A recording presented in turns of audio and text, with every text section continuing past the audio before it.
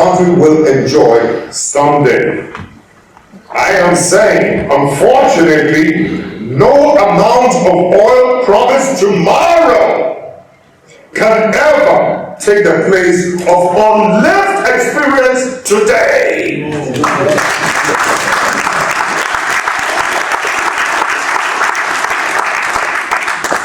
Do you understand what I'm saying? Yes.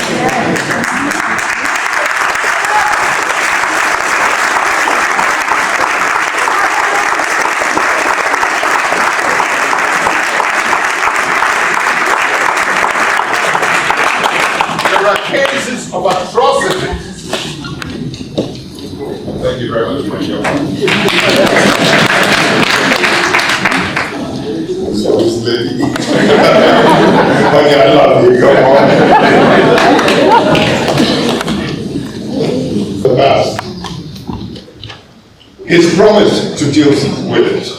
No, I'll cut it short. You invite me, and I'll explain it. Okay? Yes. No. In other words, if you cannot ensure, no matter how rich or poor people may be, don't deny them the dignity of justice. Because if you cannot appreciate the value of justice, how then can I believe you tomorrow when the oil revenue begins to flow that it will, percolate or descend or to move into what you call it, an equitable distribution, to around the country? How can I believe you?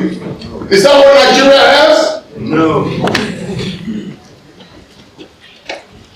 Anyway, fortunately, he's putting together a team to ensure an equitable distribution of the country's wealth. But if you want to show good faith, people are living with the pain of their kings, their elders being slaughtered. And it's not unknown government has a hand in it. Police officers being shot in the residences of their own regional ministers in the back has been bent down to ashes because of the fear of all the allegations of corrupt not just passports, right deals with some Indian, what you call it, all kinds of the atrocities that have taken place.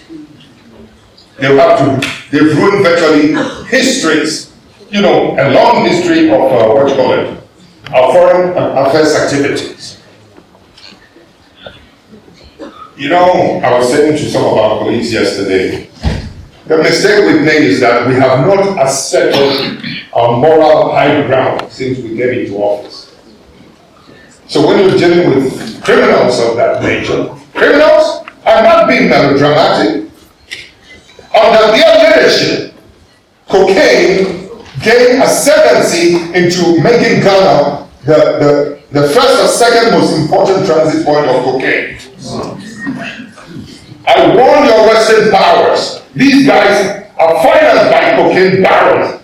But no, your people were just interested in having you get out and let under the name of multi-party democracy, get out and let another one come in, irrespective of whether they are band of crooks. You see what I mean? Constitute themselves into a political party and just and to buy votes. Votes are now buyable. It's not just a question of using the guns to perpetrate or to help themselves. Because the West wants to inflate or impress upon the world that we've been able to achieve it in Africa through multi-party democracy. When it began to fail in Pakistan, in Kenya, what did the West attempt to do? National government, national government. Oh, please.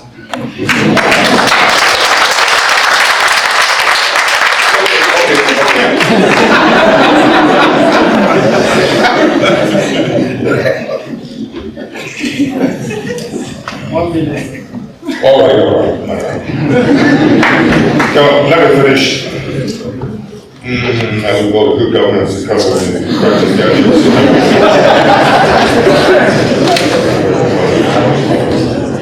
The sanctity of natural justice must be preserved, not avoided, The sanctity of natural justice must be preserved, not avoided, not destroyed, and not defiled. The previous regime almost destroyed the political, economic, social, and judicial fabric of our stability as a people. Certainly, the Mills government does not want to continue the destruction of the bleeding of truth, which will lead to the restoration of justice. Ladies and gentlemen, another ingredient of good governance is patriotic leadership. Leaders who are ready to die for their people, for their countries, leaders who understand the voices of the people and speak the same language. Unfortunately, true patriotism is seen as a threat by some of these developed countries, and they, with the support of their local agents, undermine attempts by such patriots. Emerging as a patriot leader in our continent can be very risky.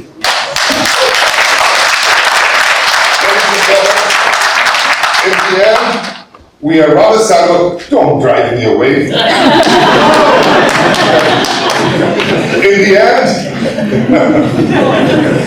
we're rather settled with self-seeking leaders with ostentatious lifestyle who rather receive the support of some among their developed partners. Ladies and gentlemen, when nationalistic fervor is not supported and political leaders with corrupt credentials are allowed to entrench themselves, it destroys the moral fabric of society to the extent that even academic work is affected, and some lecturers can abuse the integrity of the educational system by awarding marks to students based on ethnic, political, or even sexual biases.